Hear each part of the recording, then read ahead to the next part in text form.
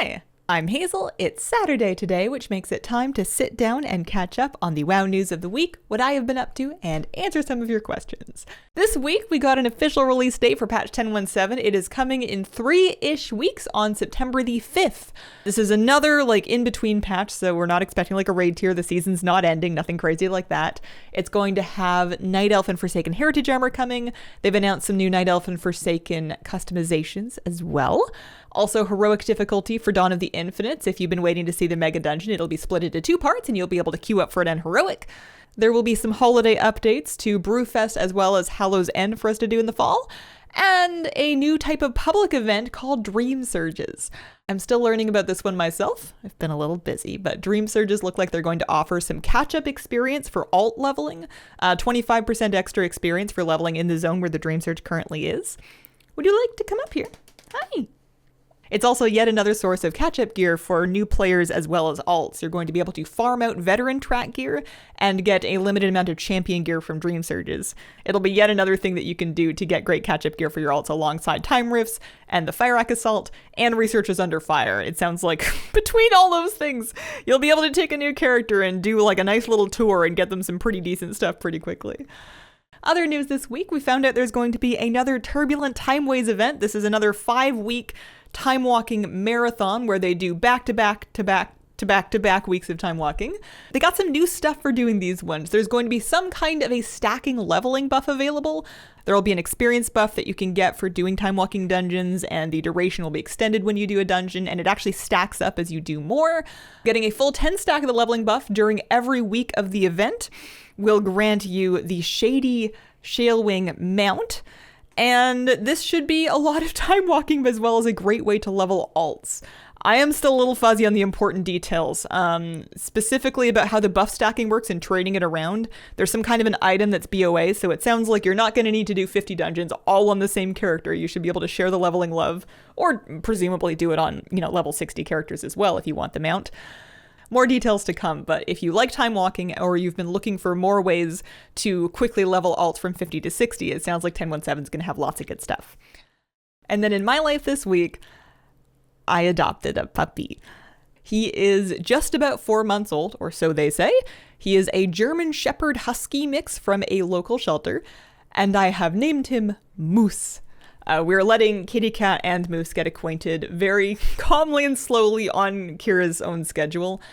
So for now, the office as well as my bedroom is like a cat-only zone. You've got a couple puppy-free zones. But they've been getting used to each other. He's a very smart boy. He's a very active boy. It's very important to give him lots of things to do and to get him lots of exercise so that he's not bouncing off the walls. But it has been the best. It's the first time I've ever had a puppy. My 2 most uttered phrases so far are "good boy" and "please don't eat that." Apparently they try to eat everything. I've taken a week off of streaming, which turned out to be a good idea because Moose had a lot of social appointments as well as places he needed to go, so we're getting him settled in. I'll be back to streaming shortly on Wednesday, August the 16th, and I shall put some gratuitous amounts of Moose footage at the end of this video if you want to see more of the puppy.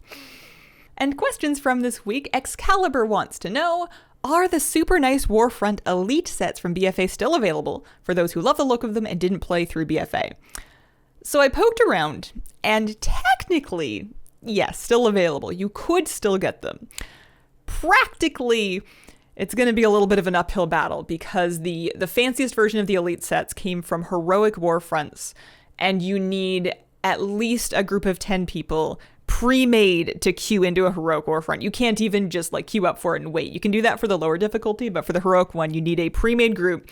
You got to gather people up and do it. So your best bet is if you can get a guild event together, or if you can find some like-minded people in a Discord and coordinate times to do it. I think, however, doing the heroic Warfront is still only a chance at a piece, and a random piece at that. So getting the entire set would be a very big challenge. I'm hoping that eventually they let people solo queue into those, because it seems like it might be annoying, but it might be possible to solo them with, the amount of power difference. But the problem right now is just that there's a hard limit of you must have a group of at least 10, of either 10 or 20 people to queue into this, which certainly puts a lot of people off. Hopefully they one day adjust something there. They have been making old things become available once again, so it wouldn't be out of character for them to take a look at Warfronts. And Scatterrealms wants to know, how do you think WoW will end, story-wise and company-wise? So I wouldn't speak to the specifics of the story. I would be quite out of my depth. If I had to guess that bold strokes, it would be something about a big evil is defeated, somebody beloved tragically dies, the remaining heroes look to their new future with grief and hope. Sounds familiar. Company-wise, and just like practically how it would go, it's very tough to say how WoW would ever end. They've been making content for this game for 19 years already.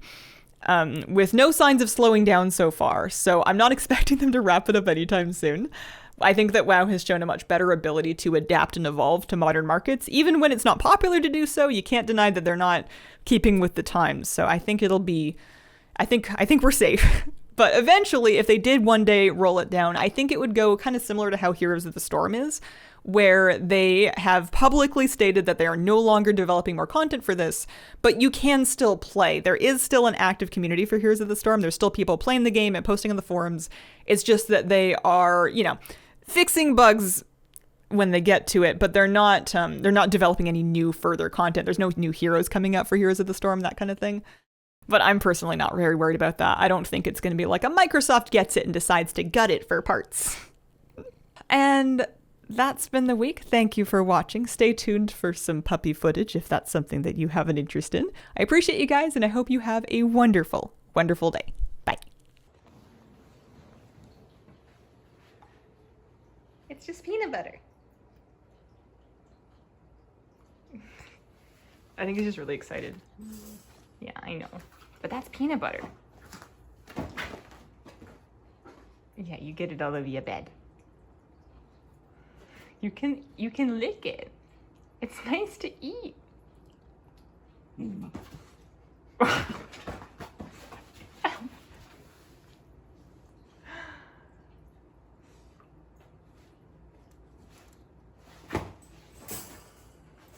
What is this reaction?